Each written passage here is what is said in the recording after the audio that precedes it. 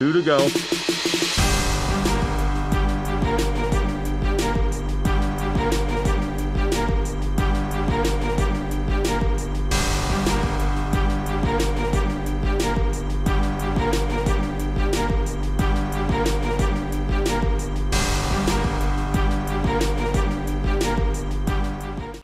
Arnaud, merci de nous rejoindre pour ce Hot Ones Dome. Merci à toi. Est-ce que tu connais le concept? Oui, mais je veux bien que tu me l'expliques. Eh bien, je te le Pour tout le monde qui nous écoute. Exactement, les téléspectateurs. Donc, Hot Ones Dome, c'est l'adaptation personnelle de l'émission Hot Ones. Je vais te poser 10 questions. À chacune de ces 10 questions, tu vas manger un nugget avec une sauce piquante. Et les sauces vont devenir de plus en plus piquantes. Tu connais l'échelle de Scoville? Alors, explique-nous ce qu'est l'échelle de Scoville. Et tu vas le faire parce que tu l'as noté quelque part. Tu l'as noté. Je commence à la connaître. L'échelle de Scoville. L'échelle de Scoville, c'est tout simplement l'échelle qui mesure la piquance des piments, et en l'occurrence ici des sauces. Donc on va commencer à 6000 Scoville, qui équivaut à une petite sauce au poivron. Et on va monter tout doucement jusqu'à 1 million. Voilà. Si jamais ça ne va pas, il y a des jokers. Voilà. Tu as des petits cheat codes. La chantilly, le lait, le miel, un petit peu d'eau pour trincer, du pain de mie, ça marche bien. Le brumisateur, c'est un placebo très efficace. Quel est ton rapport avec la sauce piquante? Ben, on mange souvent relevé à la maison. On a toujours du tabasco, de la harissa, dans tous nos plats quasiment on rajoute avec alia de la sauce piquante. Donc déjà, une petite habitude. Petite habitude, mais bon, on va pas dire que je suis très résistant à la grosse... J'appréhende un petit peu là les 4 dernières. Alors on va commencer par la première. Vas-y. Sauce habanero vert et figue de Barbarie. Alors, avant de poser la question, tu avais réclamé qu'on fasse le Hot Ones ensemble. Oui. Ah, Alors on va le faire ensemble. très bien. Bravo. Je précise que c'est la dernière fois que j'accepte ce genre de requête, parce que j'ai déjà fait. Ce sera le seul. C'est bien. Du coup, On y va sur la même quantité. Hein. je vais essayer de te suivre. Hein.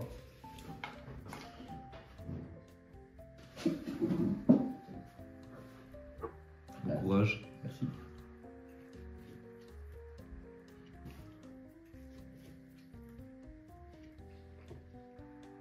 On est comment? On est plutôt bien. On est pas mal? Ça picote? Non. Rien du tout? Oh, léger, ça réveille les papilles. Est-ce que tu peux me dire ton métier? Je suis chargé d'affaires pour une société d'événementiel où on vend et loue des structures métallo-textiles à destination de stockage temporaire pour des industries. D'accord. Donc en fait, on vend des tentes. Voilà. On est dans un monde de forains, de manouches, et on vend des belles tentes pour les industries nucléaires ou des gigafactories par exemple. Donc, tu es un commercial. Ouais. Pour généraliser. Qu'est-ce qui t'a amené à devenir commercial? Ouh, là on remonte loin. Alors, ça a commencé en 3e. Rendez-vous avec la conseillère d'orientation avec le père, où moi je voulais devenir médecin pour les enfants, médecin généraliste, je voulais aller plutôt vers ce monde-là, et le père a un petit peu pouffé de rire et a demandé quelles étaient les voies de garage ou des questions de retrouver un métier, donc j'ai basculé sur la vente. On peut dire que le père avait une grande confiance en toi. Oui, bien sûr. Après, je lui ai donné des raisons de ne pas avoir trop confiance en moi, avec un 3 de moyenne générale en 3e. Oui. C'était un peu... Oui, effectivement, il fallait que quelqu'un garde les pieds sur terre. Voilà, il avait peur. Donc, du coup, j'ai été au Jacobin et j'ai fait des études de commerce, et puis on a commencé comme ça. Et ça t'a plu, les études de commerce? Non. Non. Non, non, c'était sympa parce que il y avait les copains, les copines, on était jeunes adultes, un peu d'insouciance et il y a beaucoup de séchage, beaucoup de conneries et c'était une bonne époque. Mais après, on avait commencé à travailler aussi pendant les vacances pour payer le permis et la voiture. Donc du coup, on commence à goûter rapidement à l'argent, puis on arrête les études. Tu sais ce que c'est? Oui, je connais très bien, je connais très bien. Mais ça te plaisait pas et pourtant tu es dedans depuis des années. Bah, parce que malheureusement en France, on est dans une société où t'es quand même avec une étiquette et moi j'ai toujours eu besoin de prouver, de commencer par tout en bas d'échelle. C'est-à-dire que j'ai commencé comme magasinier et puis j'ai toujours eu cette envie de m'élever petit à petit et prouver aux autres que j'étais capable. Donc j'ai commencé en tant que magasinier et après conseiller de vente et j'ai monté les échelons comme ça jusqu'à devenir entre guillemets responsable de rayon. Donc, puis après on change de boîte pour essayer d'avoir une meilleure situation financière, un meilleur poste et puis arriver là aujourd'hui. Je suis quand même assez fier de mon parcours qui est un peu chaotique mais voilà qui s'accentue. On gravit les échelons. Exactement. Eh bien, dans ce cas, on va gravir l'échelon numéro 2 de nos sauces et on va passer à la Hellfire Myrtille. Hellfire Myrtille.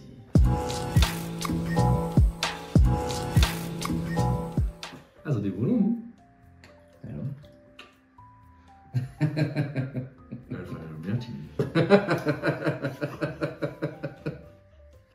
pas envie de cacher. Bon courage. Toi aussi?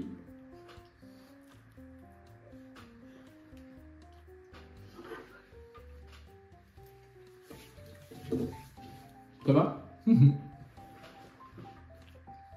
Zinedine Zidane, c'est l'idole de toute une génération dont tu fais partie.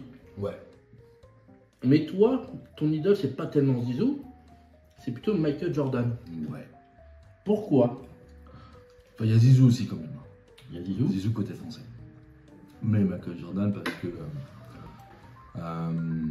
à l'adolescence, je pouvais pas trop regarder à la télé à la maison. Et donc des fois en scred, la nuit il y avait des matchs de basket avec Michael Jordan et on avait Canal+. Et je me levais la nuit pour aller regarder des matchs de Michael Jordan. Et l'aura et la dextérité qu'il avait par rapport à tous les autres joueurs sur le parquet était... Ouais, ça m'a marqué. C'est toujours lui qui avait la dernière balle pour marquer le dernier shoot et à chaque fois c'était la victoire ouais, ça m'a marqué, tout simplement. Je me levais la nuit pour regarder Michael Jordan. D'accord. Pour moi, c'est l'un de mes plus grands basketteurs et c'est une légende mondiale. Donc, du coup, pour avoir cette aura-là, c'est que il a poussé les retroussements et il a révolutionné un petit peu le basket aussi à son époque. C'est vrai qu'on ne parlait pas beaucoup de basket avant lui. Non. Non. On n'a pas. En Europe, non. Mais même dans le monde entier, c'était surtout un truc américain. Mais il a réussi à faire développer le basketball, à faire connaître le basketball et la NBA à tout le monde. Donc, ouais, pour moi, Michael Jordan, il est au-dessus de Zidane, effectivement, dans mon classement. Et voilà, tout simplement. Non, on va dire, avec regarder ses matchs. Hein. Exactement, voilà. Ah oui, la précédente était à 10 000, la 15 000. Et c'est de l'ananas récolté du Belize au meilleur de sa maturité. Mais Belize qui est en mer. Parce que Belize en mer. Exactement, oui. Et Marie est galante. Alors, personnellement, de toutes les sauces, c'est ma préférée. Parce qu'il y a un petit côté sucré et salé.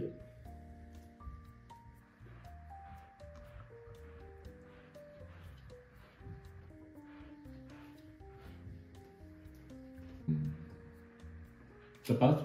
Elle est douce en bouche. Depuis toujours, tu fais des conneries, des blagues, des tiers-mon-doigt. Moi? Ouais. C'est dans ton ADN d'emmerder le monde.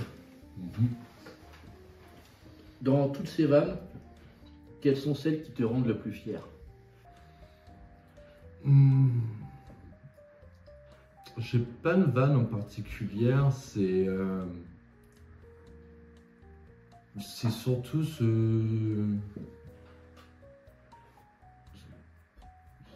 truc à la vie que j'ai. Je trouve que la vie est un amusement, on doit s'amuser, on doit rigoler, on emmerde un petit peu son monde, c'est taquiner qu'on aime, on taquine. Et j'ai pas de blague particulière parce que c'est toujours instinctif.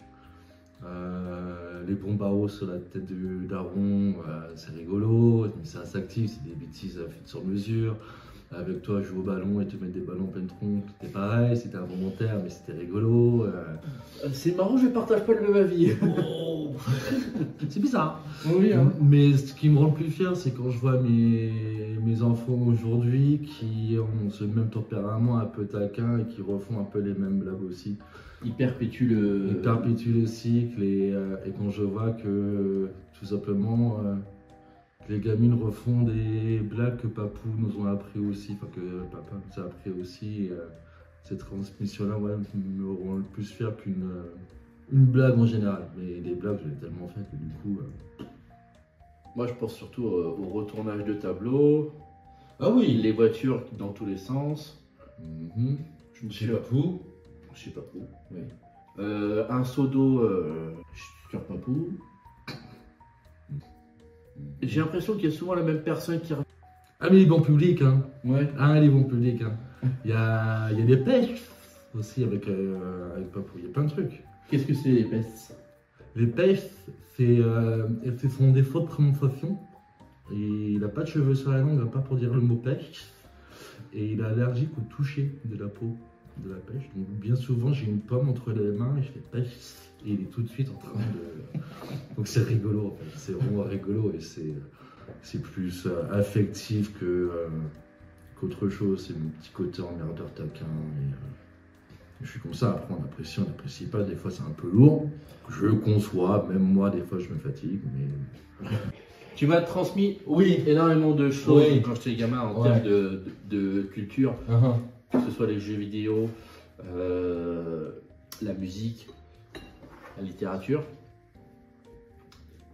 Est-ce que ça te rend fier de m'avoir transmis? Alors, parce qu'il s'agit moi, mais de transmettre à quelqu'un. C'est ce que je dis toujours, il n'y a rien de plus beau pour l'être humain que de partager et de transmettre son savoir. C'est ce qui est le plus chouette. Et si tout le monde pouvait faire un petit peu de ça et apprendre chacun des autres sans jugement, sans rien, je pense que tout le monde s'en porterait mieux. Après, pour moi, c'est naturel. C'est naturel d'avoir transmis ce que moi j'aimais. Stephen King, j'ai découvert, j'ai commencé à lire un petit peu plus et du coup j'ai voulu transmettre ça parce que je savais que ça allait te plaire et que du coup ça t'a plu. À un moment donné, t'écoutais de la musique, du métal, t'étais perdu, donc du coup j'ai essayé de te faire découvrir et puis moi la musique voilà, elle a toujours fait partie de moi et j'avais envie de te faire découvrir tout ça, un autre champ musical et je trouve ça important et ça rend fier, oui, parce que pendant longtemps, tu as gardé la même playlist sur ta clé USB dans ta bagnole qu'on avait fait pendant des heures et des heures. Et c'était cool, ça fait vraiment plaisir à chaque fois. Mais pour moi, ouais, ça fait plaisir. Et puis c'était une période où pour toi, c'était pas évident, où tu venais de te séparer, enfin papa et ta maman venaient de se séparer. Donc je m'occupais un peu plus de toi et on avait plus de moments intimes. À ce moment-là, je te déposais chez Honoré, je te récupérais le soir, je m'occupais de toi et du coup, voilà, on joue aux jeux vidéo. Je te faisais découvrir ça parce que tu connaissais pas. Hein. Oui, et aujourd'hui, c'est devenu ma plus grande passion. J'ai pas de console à part les filles, on en a dans la maison, mais j'ai perdu un peu ce truc-là. La musique est toujours là, par contre, elle est toujours omniprésente. Et je m'enrichis quotidiennement sur la musique et j'adore la musique, c'est ce qui te fait passer tes émotions de temps en temps des fois tu écoutes de la musique gay parce que tu as envie d'être gay, des fois tu es un peu le blues donc du coup tu écoutes ta musique par rapport à ton état d'âme et que si j'ai un conseil à donner, je sais pas le conseil à donner déjà, mais enrichis-toi sur la musique, sur la littérature, sur ce qui te plaît en fait. Et puis transmets. transmets ce que toi tu as aimé, et ça se trouve les autres n'ont pas aimé, mais au moins tu auras essayé, tu auras transmis, et puis peut-être qu'un jour tu plantes une graine, et à un moment donné ça fera un baobab.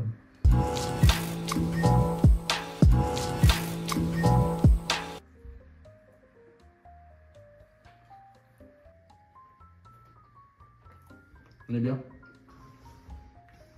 Ça va? Elle est comment cette sauce? Elle est pas très chocolatée. Non? Elle est un peu elle quand même. Mais typiquement c'est encore ce que je peux manger au quotidien. Toi et moi nous sommes frères. Ouais. On a le même père, Ouais. mais on n'a pas la même mère. Non. Alors, toi tu connais ma mère. Oui. Moi je n'ai jamais connu la tienne. Oui. Est-ce que tu accepterais de nous en parler? Bah, je vais t'en parler avec mes petits souvenirs d'enfance qui me sont personnels, pas de sa vie à elle parce que c'est plus intimiste. Mais j'ai pas beaucoup de souvenirs malheureusement de ma maman.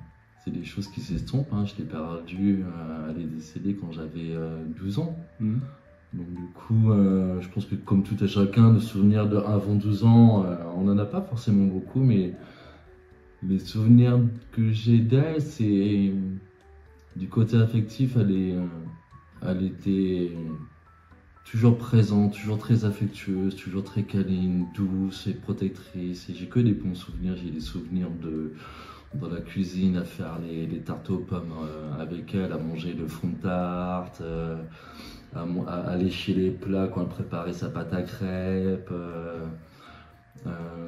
À la rejoindre dans sa librairie où elle travaillait pour aller lire des BD Astérix et Obélix. Elle était toujours là, donc du coup il y a toujours ce côté réconfortant, et c'est ce que je me suis dit quand elle est décédée, de penser qu'au moment réconfortant et de continuer d'avancer comme ça pour moi et pour elle en tout cas. Ça n'a pas été une période simple quand elle est décédée, mais voilà. Oui, de toute façon, Pour moi c'était une bonne maman. C'était une bonne maman, et bon, dommage qu'elle soit plus là aujourd'hui, qu'elle a passé des petites filles, mais voilà. En tout cas, on vit pour elle, et puis j'ai toujours d'elle en moi, donc on continue d'avancer comme ça. Et comment on se relève et on grandit après un drame si jeune? Tu te relèves pas, tu grandis, t'avances. Après, moi derrière, j'ai pas eu le temps de souffler. Comme tu sais, derrière, ça a été assez délicat pour moi aussi. Et j'ai pas eu le temps de pouvoir souffler et être triste en fait. De pouvoir faire correctement mon deuil. Je l'ai fait petit à petit en grandissant, si tu veux. Mais il y a toujours eu des moments importants dans ma vie où elle manquait, où voilà, elle aurait été là, elle aurait pu être là pour moi et me sortir de guêpier ou de moments qui n'étaient pas évidents pour moi, mais je préférais même pas penser à ça et continuer d'avancer et puis faire le dos rond, surtout faire le dos rond et attendre que ça se passe, parce que on n'a qu'une vie. C'est grâce à elle que j'ai appris qu'on n'avait qu'une vie, qu'il fallait en profiter et que la personne est éternelle. Eh ben, écoute Arnaud, très sincèrement, je t'en remercie parce que c'est très courageux d'accepter d'en parler, surtout pour une vidéo en plus.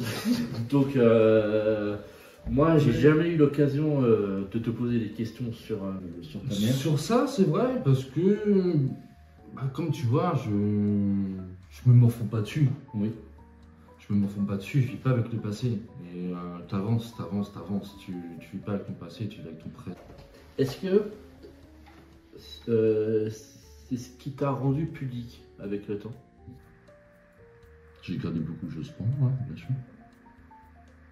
Entre ma maman et puis après ta maman, il y a énormément de trucs que j'ai gardé pour moi. Donc du coup, ça m'a rendu énormément pudique, mais beaucoup plus fort. Donc ces deux personnes-là, je les remercie beaucoup. Aujourd'hui, je suis devenu une bonne personne, c'est grâce à elle aussi.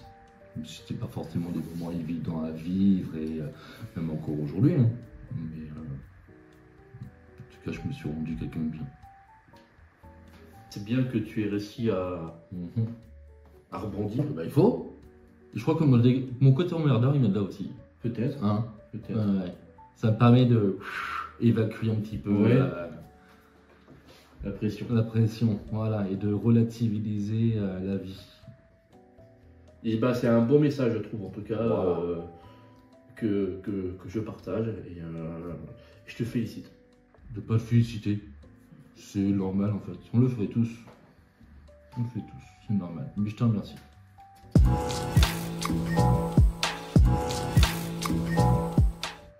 Bonne chance. Toi, C'est piquanté. Mhm. C'est relevé. Ça vient sur la langue.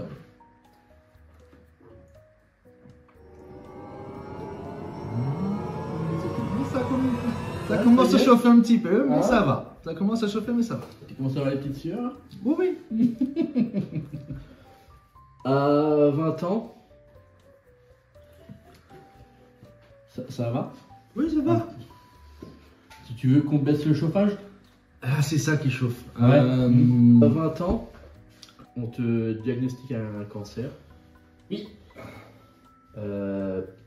Pour te soigner, tu as dû subir de la chimiothérapie et sans doute d'autres traitements. Une opération de chimio, ouais.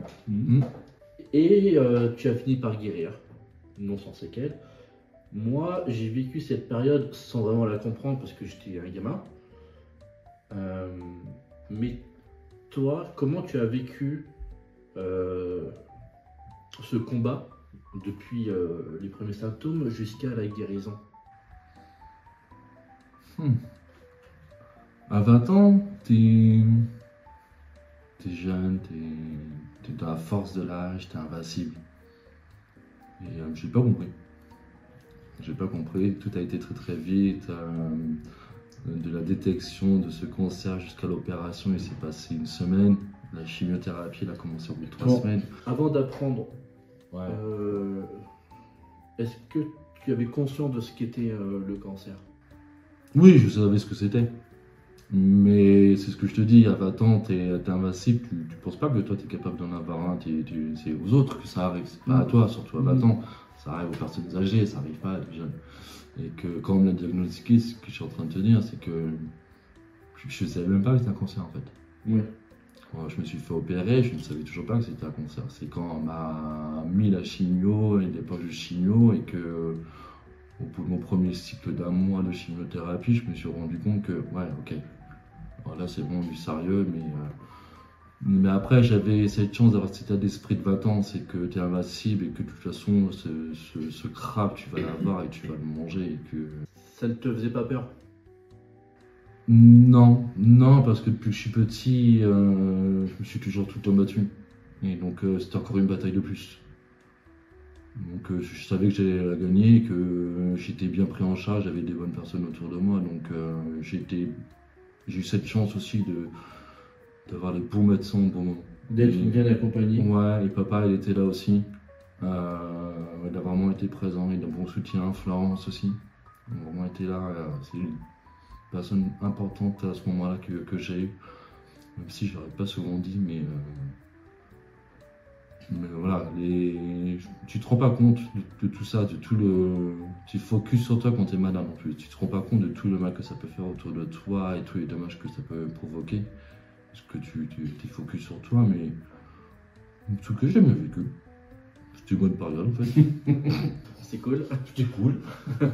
Non, c'était cool parce que voilà, aujourd'hui j'ai la chance d'être pas forcément guéri, mais en rémission. Je serai toujours en rémission et jamais 100% guéri, mais voilà, c'est une période où tu relèves et que tu te rends compte que, ouais, mon Dieu, t'es encore plus fort que ce que tu pensais. Donc, La preuve, parce qu'on t'avait dit que tu ne pourrais jamais avoir d'enfant.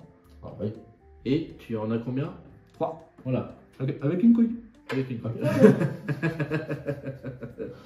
Donc ouais, non, après l'expression qui dit tout ce qui ne te tue pas te rend plus fort, et là, ouais, c'est le cas. C'est approprié. Ouais. Et après, voilà, ce que j'ai apprécié aussi avec ça, c'est mon petit cocorico à moi, c'est que j'ai fait partie d'une assoce qui n'était pas simple, mais je faisais les sorties des bouches de métro à Saint-Lazare et à la gare du Nord pour sensibiliser les jeunes hommes de 18 à 35 ans sur ce cancer-là. Et là, dans ma villa en Vatan, il y a 3 personnes à qui j'ai parlé ouvertement de cette maladie, parce que j'en parle ouvertement, j'ai aucun souci là-dessus. Mais en toute intimité, ils sont venus me parler après et que oui, j'aurais dit d'aller voir un neurologue en urgence, parce qu'on ne sait jamais, il ne faut pas minimiser. Il vaut mieux prévenir. Que ces 3 personnes-là ont quand même ont été pris en charge à temps sans avoir tout ce que moi j'ai pu traverser. Donc c'est quand même plutôt cool, un petit cocorico. Donc tu as potentiellement sauvé... Sauver des couilles. sauvé des couilles. Voilà. Si ce qui ne te tue pas te rend plus fort, tu devrais être très fort sur la sauce suivante. La bravado. Si. C'est la sauce asiatique du panel. Alors, on en est où sur celle-là? On passe à 110 000 Scoville. Et toi, ça va là Ouais, là je sais que Comment, ça là va pas aller là. Ah oui? Oui, Tu la connais celle-là, hein? ouais, je les connais toutes maintenant. Ah ah.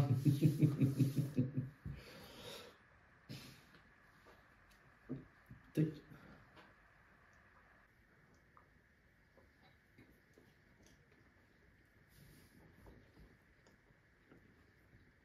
Je tiens à préciser que 3, 4, 5, 6e sauce sans placebo. Ouais. C'est fort. Hein?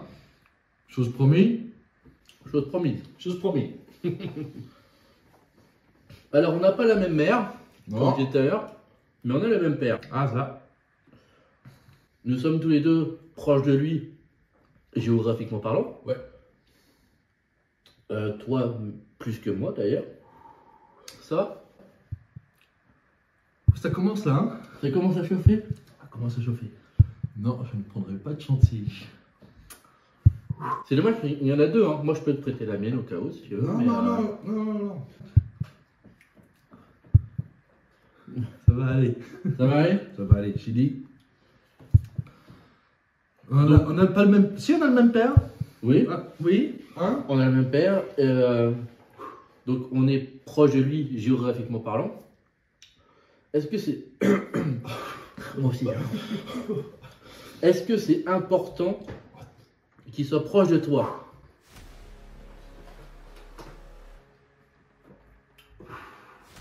Moi je vais prendre de l'eau.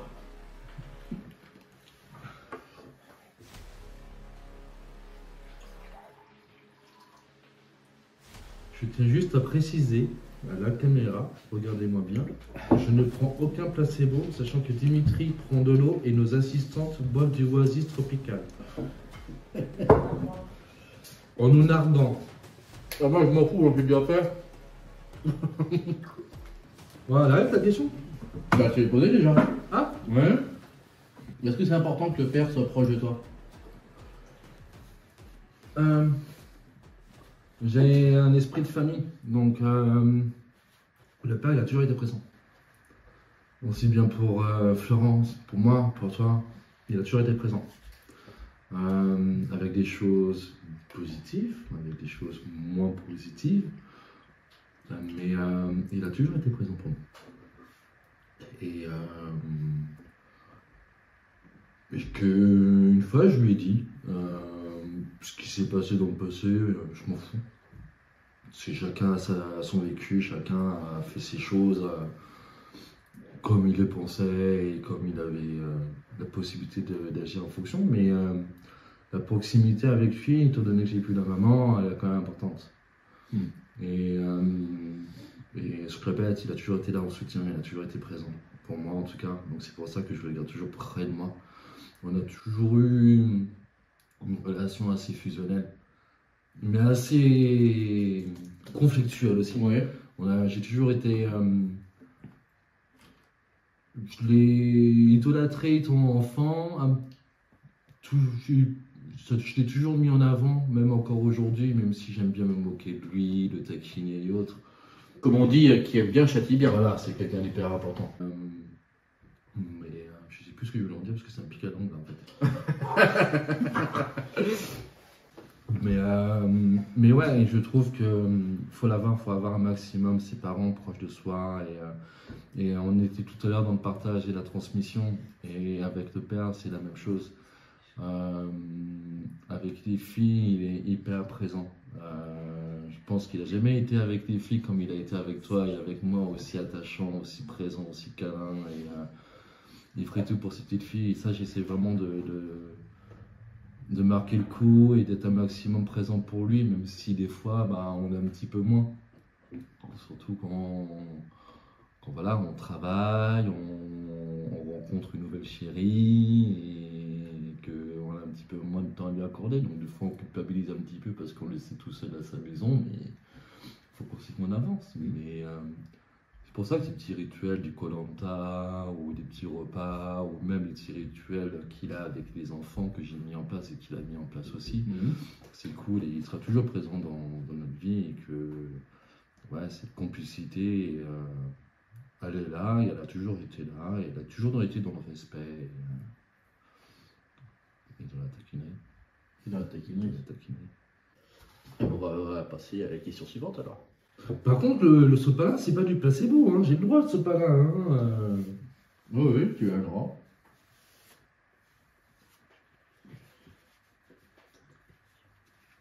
À ce point-là, ça brille. Oui.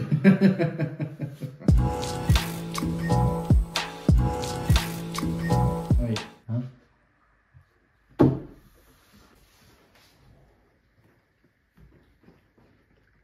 On est à 220 000 Scoville.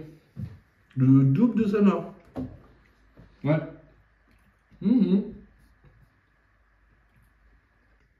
Ça va? Ouais. Ça se passe bien? Très bien. Alors, on vient de parler du père. Toi aussi, tu es père. Ouais. Tu as été très jeune d'ailleurs, à 22 ans, je crois. Moi, à 22 ans, j'étais encore un branleur. Je ne travaillais pas, je jouais à la console. Toi, tu es devenu le père d'Angel. Attends. Moi que ça. T'as besoin que je te rappelle qui est Angel? Non, bah non, mais il y a quoi que ça. Oui, avec toi. Non. Vas-y. Comment on gère cette paternité quand on apprend encore à être un adulte? Je suis désolé, Gilet.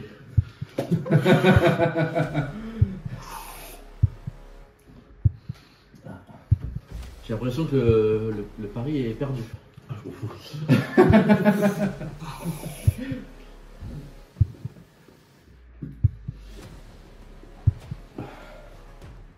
Comment se fait-il que tu sois allé chercher ma chantilly?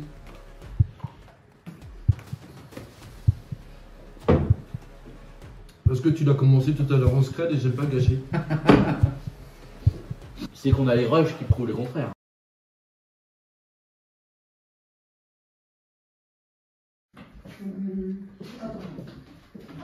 Là, c'est coupé là. On fait une coupure là, c'est ça? On peut faire. Oui, t'inquiète, tu peux parler tranquille. Ce sera coupé au montage en tout cas.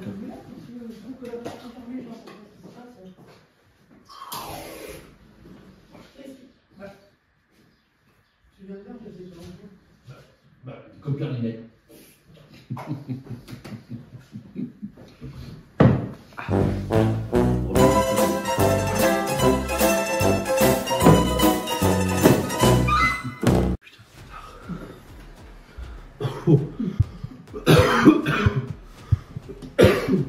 Qu'est-ce qu'elle t'a fait la battement bas pour que tu la traites comme ça? Oh, ça brûle. Ça picote. Vas-y. Ah bah comment on fait? Bah tu fais au jour le jour. Tu t'étais préparé? Bah non. Je m'étais surtout préparé à l'époque à ne pas pouvoir avoir d'enfant. C'est vrai. Dès que je serais stérile et que s'il y avait un accident, que mon enfant risquerait de ressembler à des Fortman. Donc je me suis dit, ouais, c'est impossible que j'ai des enfants. Hein. Et quand j'ai appris qu'on Angel était en conception, Tu t'es dit, ça y est, il va avoir une énorme trompe. Alléluia. D'où il s'appelle Angel. Et oui, une énorme trompe. Ouais. Donc si un jour il voit cette vidéo. Donc en fait, il s'appelle Angel parce que il arrive un moment où c'était pas possible qu'il arrive. Physiologiquement, c'était impossible qu'il arrive à ce moment-là. Il est quand même arrivé à travers la chimiothérapie que j'avais encore dans le corps.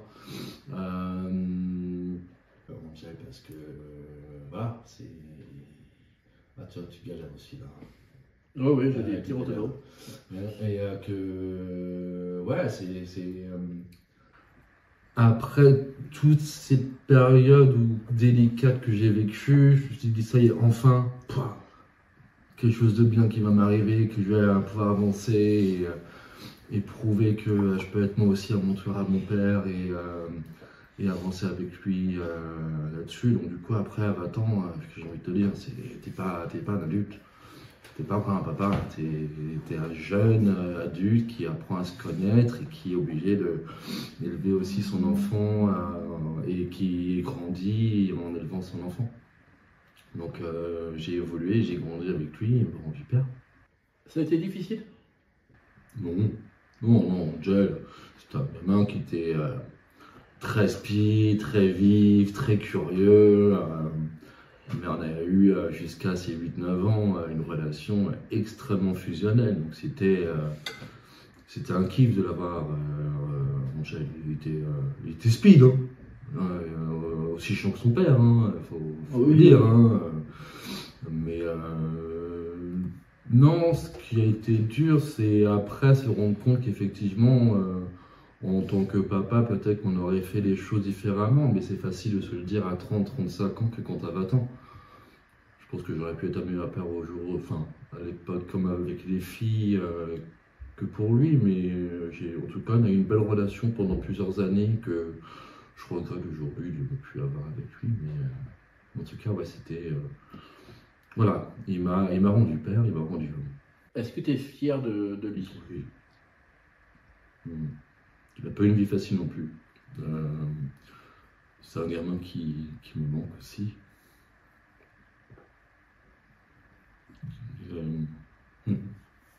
Qu'est-ce que tu aimerais lui dire? Si tu peux, on peut.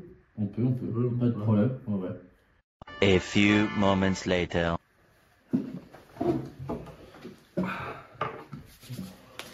Donc on en était où?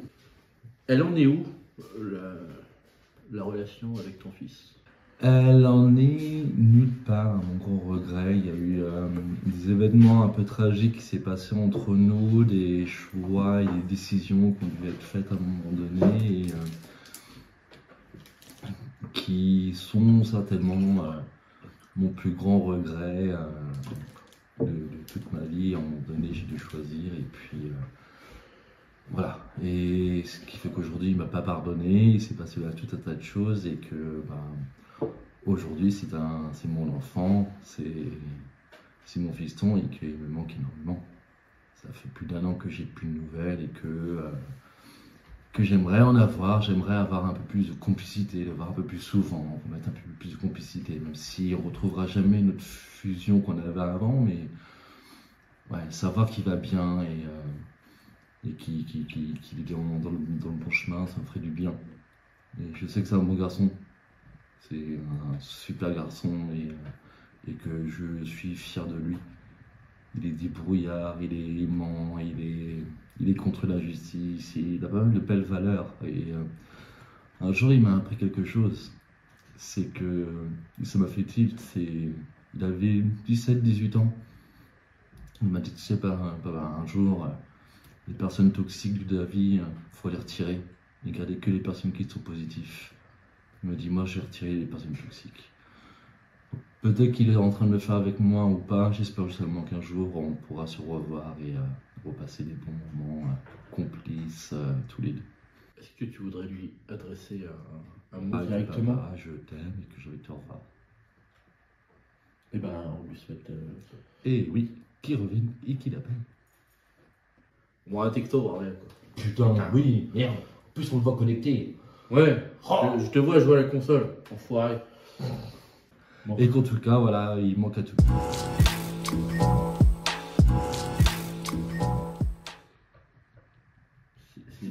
C'est beaucoup là, c'est très beaucoup.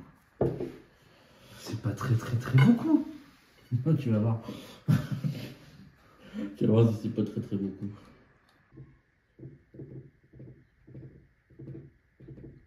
Quoi? Voilà. Oh putain. Oh le petit goût de trop.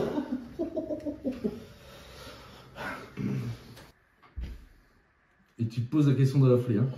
Oui, parce que je fais la poser. Vas-y. En fait, c'est ton fils, on en a parlé. Mais tu as eu aussi, quelques années plus tard, Alia et Kali. Quelle est l'éducation que tu leur donnes aujourd'hui? Putain, c'est deux bons bébés.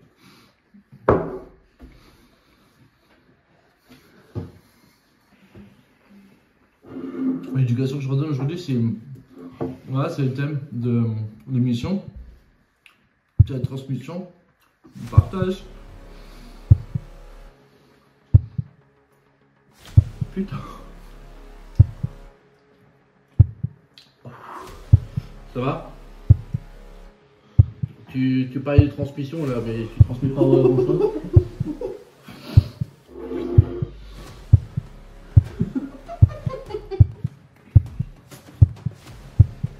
Je trouve quelque chose d'important. Hein? Ah. Tu prends du miel, du coup? On prend tout là. Oh putain.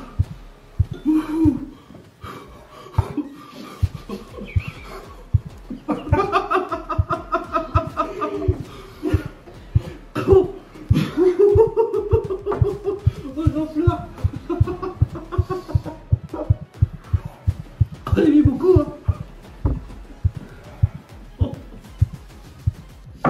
Du coup,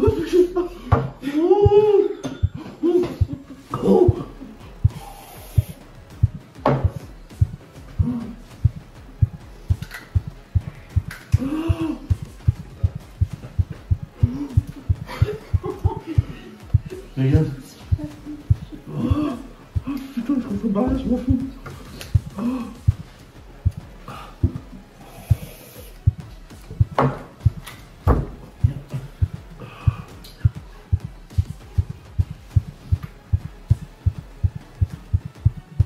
Oh mon Dieu.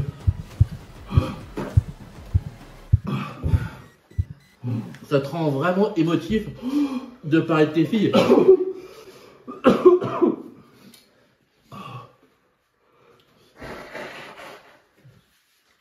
Hein? Ah putain.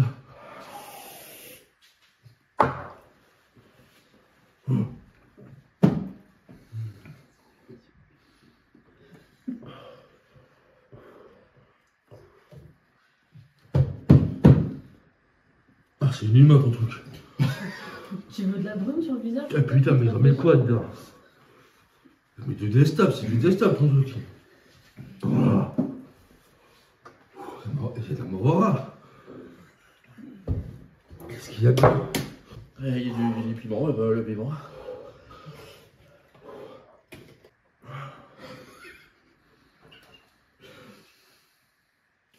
Du coup, Alia et Kali, comment tu les as éduqués? Bah, j'ai dit. Comme je peux. Toujours pareil. Avec les moyens que j'ai. Avec l'état d'esprit que j'ai. Sans chichi. Est-ce qu'elles sont aussi speed qu'Angel? Non.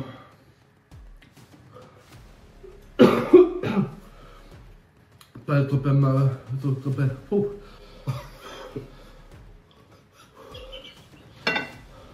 Pas trop peu mal. Je préfère la baisser. Pas le même tempérament. Quel genre de tempérament? Elles sont plus calmes.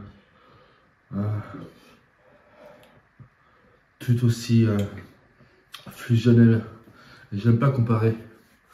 Tu peux pas comparer Angel, Adia et Calix, c'est trois enfants qui sont complètement différents les uns des autres, que j'aime tout autant les uns des autres.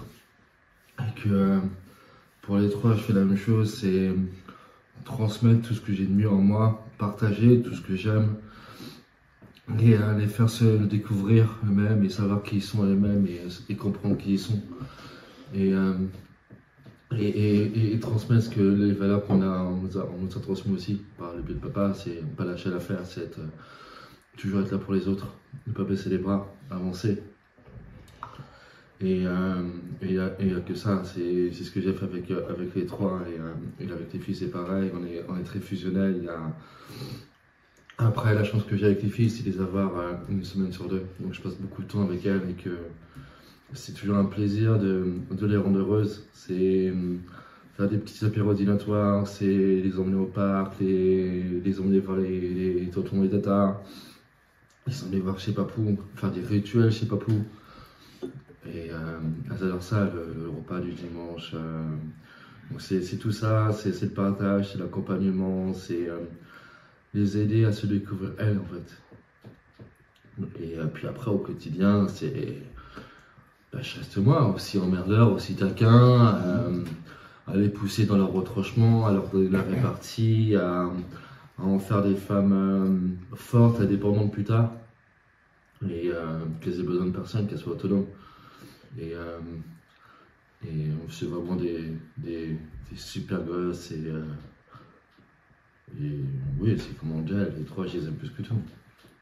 Quelle valeur tu leur transmets à tes enfants? De vivre, et chaque matin quand elles vont à l'école, je leur dis toujours une phrase, c'est soyez sage mais pas trop. Soyez sage mais pas trop, c'est profitez de votre vie, soyez sérieuse à l'école mais amusez-vous, soyez heureuse, vivez votre vie. Vous avez que une fois d'avant, que une fois 10 ans, que une fois 11 ans, et vous avez droit à l'erreur, vous avez droit à l'échec, et vous avez surtout le droit d'être heureuse et de profiter de la vie. Et donc du coup on fait quand même pas mal les cons. Oui, On fait beaucoup les imbéciles à la maison, on rigole, on fait beaucoup de blagues. Ouais, c'est assez rigolo, les repas à table. Elles te taquinent autant que tu peux les taquiner? Oh, oui, on a les... Ah putain, tu me piques encore. Oui. Allez, on a les... Elle va te rester. On a passé un gap là où elles me cherchent un peu plus que maintenant je les cherche, et que quand je les pique, elles savent répondre, ouais, des fois je peux rien dire, je suis fier de leur réponse ou de leur manière de penser, que... Elles ont du caractère. Ouais, elles ont du caractère, elles sont ce qu'elles sont, et je les ai mis sur un piédestal, mais je suis vraiment très très fier d'elles, et de leur parcours, et de leur tempérament, et des personnes qu'elles sont. Et bah écoute, tu as passé la bombe avec succès, j'ai envie de te dire. Elle tire, hein, allez, Oui, je sais. on va mettre un petit peu moins après. C'est marrant, c'est généralement ce qui se passe. Ah oui? À ce moment-là. Quand tu veux, on attaque la zen de filles.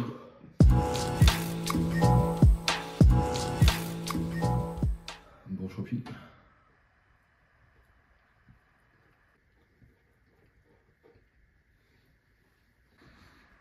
On pose la question parce que pas on va regarder. Depuis plusieurs années, j'ai l'impression que tu t'es révélé dans ce qui touche à la préparation de petits événements comme des anniversaires, pour tes filles surtout, et d'autres petits trucs cocooning, avec petite déco, des petits plats, des gâteaux. Ouais. C'est quoi qui te motive? Les plusieurs centres de la vie. La réaction des filles quand je leur fais leur goûter d'anniversaire ou des petits plats à la maison. Les petites attentions particulières que je peux avoir avec ma petite copine aussi. Avec mon amoureuse. Et c'est pareil, c'est toujours le même fil conducteur que j'ai dans ma vie, c'est transmettre et partager. C'est voir le bonheur dans le regard, et faire des souvenirs aussi. Pour moi, ça n'a pas de prix. C'est pareil, c'est un peu répétitif, hein, je suis désolé. Non, La mais transmission et le partage, Et je pense que c'est deux valeurs qui me correspondent bien et qu'ils me suivent dans beaucoup d'actions que j'ai dans mon quotidien, dans ma façon d'être. Donc, ouais, je mets une attention particulière à faire des goûters tip-top parce que je n'ai jamais eu cette chance de faire des goûters d'anniversaire pour les louloutes. Ou des bons petits repas avec de la déco, ou des petits week-ends improvisés, ou des choses comme ça parce que ouais, c'est des moments de partage et que ça n'a aucun prix.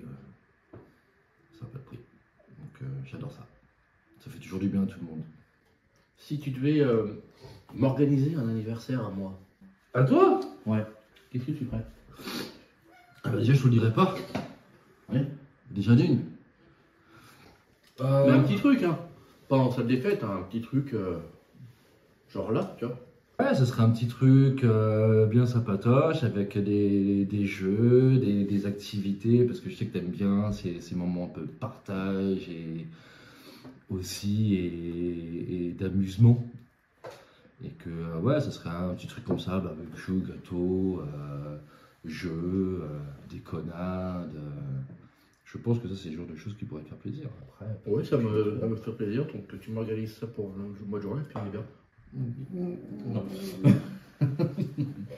Je te propose qu'on attaque La million, toute dernière sauce. la million, la million. Ça là, ça va. Par rapport à la bombe, Ah ouais. On peut passer à l'ingestion létale.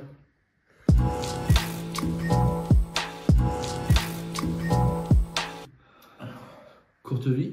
Et on se revoit de l'autre côté.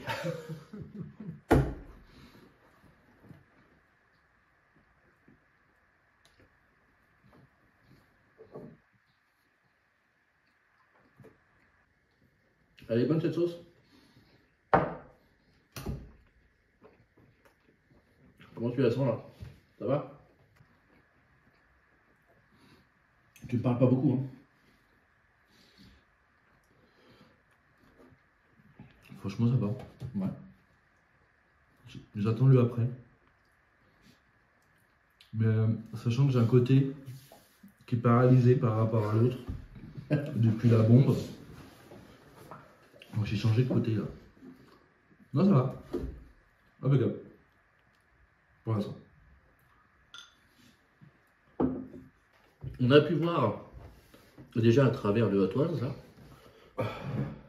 que tu as traversé beaucoup d'épreuves dans la vie, dont Ouais. certaines que nous n'avons pas évoquées. Et pourtant, tu parais plus serein que jamais. Depuis quand? Depuis. Ça, à toi de me le dire. Et donc c'est quoi ta question? Où est-ce que tu trouves la force de te relever et de rebondir? C'est le fil conducteur de ma vie. J'ai toujours eu des, comme tu sais, et puis je pense qu'on en a parlé déjà là, mais beaucoup d'épreuves qui m'ont fait descendre et remonter. Un peu comme un phénix qui renaît de ses cendres. C'est un peu métaphorique que tout le monde utilise, mais bon, je trouve que c'est une bonne métaphore.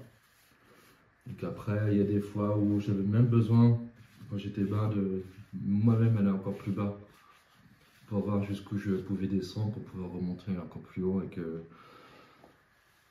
tout ça, ça m'a rendu plus fort aujourd'hui. Et que j'ai toujours eu, à un moment donné, j'ai eu des doutes sur le fait que le bonheur, j'y avais peut-être pas le droit, qu'il y a des personnes comme ça qui n'ont pas forcément le droit au bonheur, qui vivent une existence un peu pourrie toute leur vie et autres.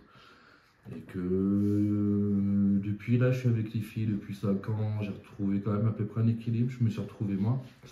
Et là, depuis quelques mois, j'ai rencontré quelqu'un. Et ouais, qui me fait voir la vie totalement autrement et que je pensais pas que c'était possible d'avoir une relation comme ça avec une personne et des nouveaux temps. Qu'est-ce qu'elle t'apporte cette personne? C'est des choses simples en fait. C'est des choses simples. C'est une correspondance, c'est une connivence, c'est une chimie, c'est une. Donc voilà, cette personne que j'ai rencontrée depuis 5 mois maintenant m'emplit de bonheur et m'a réconforté avec ce droit au bonheur en fait. C'est bien. Eh ben, je crois que c'est une superbe conclusion. Ouais, je trouve aussi. Ouais, c'est même magnifique. Ouais. Et du coup, ben, c'est sur ces belles paroles que je t'annonce que tu as réussi ton Antoine. Et si on se faisait un petit bomber Non, de faim? non. Chiche! Non, je suis pas chiche. C'est la deuxième fois que j'en bouffe. Non. La bomber, elle a fait mal. Mais je te félicite parce que t'es allé jusqu'au bout. Ouais, moi, s'il y en a une que je dois mettre, c'est la bomber là. Celle-là, là, elle m'a. Quand t'as passé celle-là, les deux autres derrière, elles passent tranquille. Hein, mais la bomber, elle est. Ouais, j'ai hâte de voir ma. Ouah